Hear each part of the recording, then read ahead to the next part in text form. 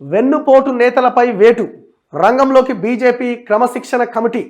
Amit Shah tour తర్వాత దూకుడు, అసమ్మతి నేతల సీక్రెట్ భేటీపై సీరియస్. ఆయా జిల్లా అధ్యక్షులకు ఫోన్లు, వారందరితో రేపు కమిటీ భేటీ అట. కేంద్రంలో హ్యాట్రిక్ పై గురిపెట్టిన కమలం పార్టీ అందుకు అవసరమైన వ్యూహ రచన చేస్తున్నది. అందులో భాగంగా ఇప్పటికే క్రమశిక్షణ కమిటీ రంగంలోకి దిగి వెన్నుపోటు నేతలపైన వేటుకు సిద్ధమవుతున్నది. అమిత్ షా టూర్ తర్వాత ఆ కమిటీ దూకుడు పెంచింది.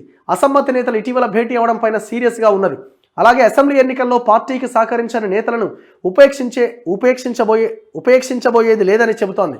పార్లమెంట్ ఎన్నికల్లో అధికంగా సీట్లు సాధించాలంటే అసెంబ్లీ ఎన్నికల్లో జరిగిన తప్పిదాలు చూద్దాం ఏందో ఇది బీజేపీలో పునరావృతం చేయకూడదని నిర్ణయించుకున్నదట. చర్యల్లో భాగంగా షోకాజ్ నోటీసులు ఇవ్వకుండా డైరెక్ట్ యాక్షన్కు బీజేపీ రంగం సిద్ధం చేస్తోంది. ఢిల్లీ పెద్దల ఆదేశాలతో మాజీ ఎమ్మెల్యే ధర్మారావు నేతృత్వంలో శనివారం క్రమశిక్షణ కమిటీ భేటీ అయిన విషయం తెలిసిందే. అసెంబ్లీ ఎన్నికల్లో నేతల మధ్య సోషల్ మీడియా వార్ పైన రాష్ట్ర పార్టీకి నివేదిక ఇవ్వాలని క్రమశిక్షణ కమిటీ యోచిస్తోంది.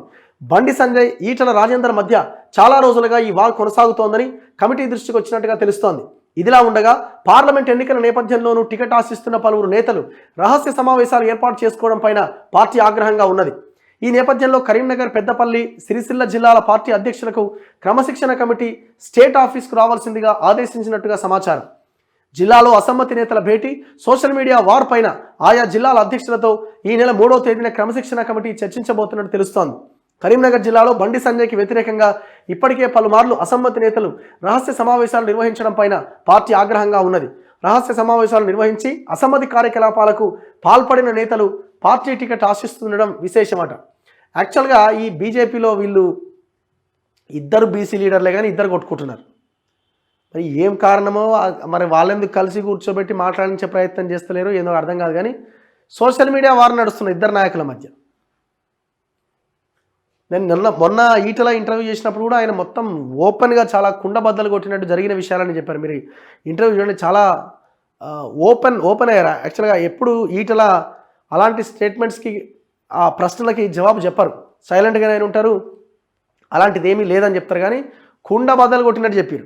అసలు ఈ ఎలక్షన్ కమిటీ చైర్మన్ పదవి నాకు ఎందుకు ఇచ్చినో నాకే అర్థం కావట్లే. గౌరవమే లేదు నాకు. ఏ ఎంపీ, ఏ సీనియర్ లీడర్ ఆ జిల్లాలో ఉంటే ఆయనే టికెట్లు డిసైడ్ చేస్తే ఇక నేనెందుకు? చివరికి ఎక్కడైతే నేను 1-2 టికెట్లు అడిగి వాళ్ళకి ఇస్తే నన్ను బండబూతులు తిట్టిరు ప్రెస్ మీట్లు పెట్టి. ఇదేం కల్చరు అని ఆయన చాలా ఆవేదన వ్యక్తం చేసిండు. ఒకసారి ఆ ఇంటర్వ్యూ చూడండి.